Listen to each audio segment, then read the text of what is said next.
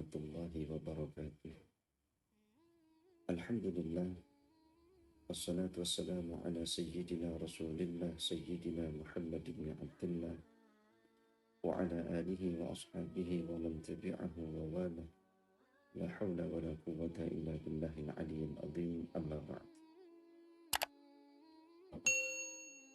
Saudara-saudaraku yang dimuliakan Allah subhanahu wa ta'ala, ada suatu kisah yang sangat inspiratif yang dikutip oleh Al-Imam Al-Habib Abdullah bin Ali Al-Haddad di dalam kitabnya Al-Fusul Al-Ilmiyah, di mana di situ diceritakan ada sekelompok pelaku perbuatan maksiat. Mereka berkumpul di suatu tempat yang kemudian ia mengutus salah seorang di antara mereka untuk berbelanja ke pasar untuk membeli buah-buahan yang segar dan menghadirkan untuk mereka makanan-makanan yang lezat yang akan mereka konsumsi secara bersama-sama.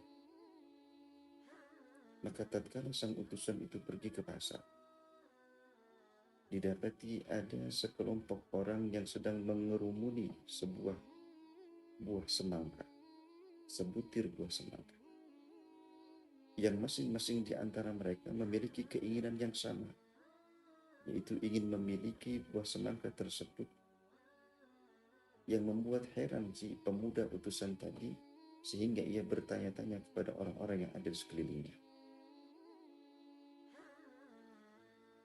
Maka dijawab oleh orang-orang yang ada di sekitarnya bahwasanya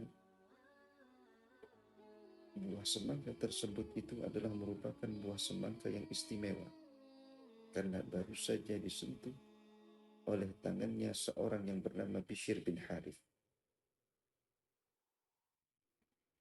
Pemuda tersebut itu kembali bertanya, siapakah Bishr bin Harith ini?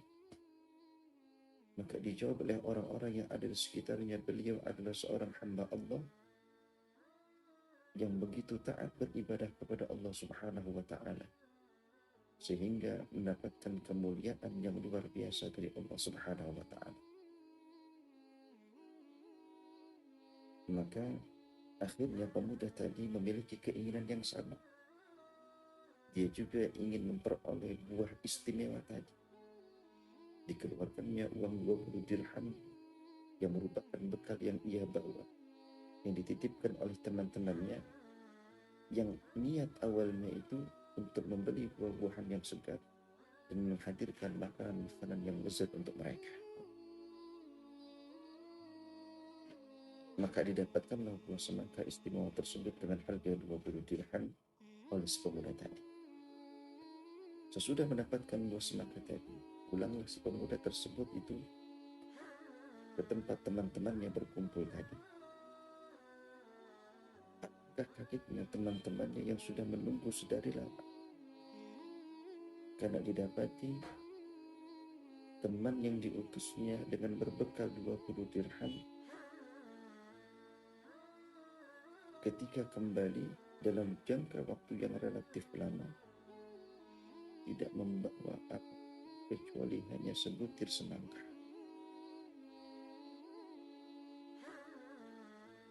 Satu di antara mereka bertanya, kenapa engkau pergi begitu lama dengan membawa bekal 20 dirham untuk menghadirkan buah-buahan segar dan makanan-makanan yang lezat, akan tetapi ketika engkau kembali tidak membawa apa-apa, cuma sebutir semangka? Maka ia berkata, semangka ini adalah semangka yang luar biasa.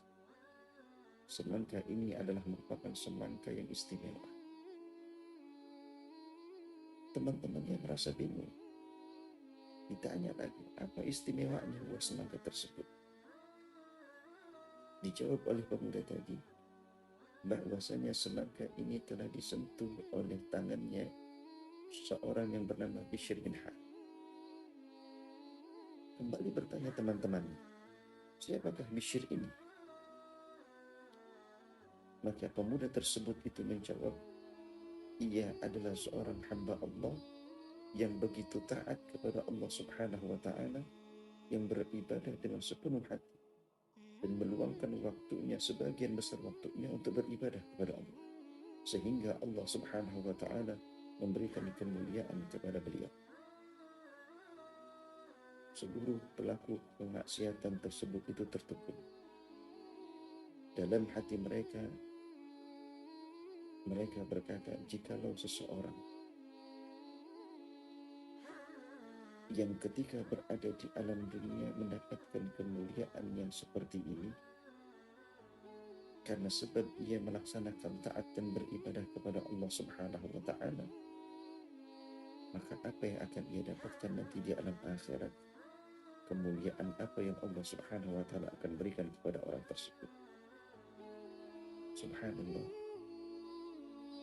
berkah sebutir semangka dari seorang yang soleh, seorang yang ahli ibadah, mengantarkan hidayah Allah Subhanahu wa taala.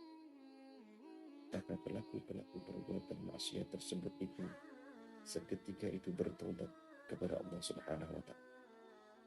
Mereka memiliki keyakinan yang teguh untuk melaksanakan ibadah dan taat kepada Allah Subhanahu wa taala untuk mendapatkan kemuliaan baik di dunia maupun di akhirat. Saudaraku yang dimuliakan Allah Subhanahu wa taala, maka sudah barang tentu buat kita juga mengambil hikmah dan pelajaran bahwasanya mari kita bersama-sama, terutama di bulan suci Ramadan ini, mengisi waktu kita untuk melaksanakan taat dan ibadah kepada Allah Subhanahu wa taala, menggapai keridhaan Allah untuk bisa mendapatkan kemuliaan baik di dunia maupun di akhirat. Assalamualaikum warahmatullahi wabarakatuh.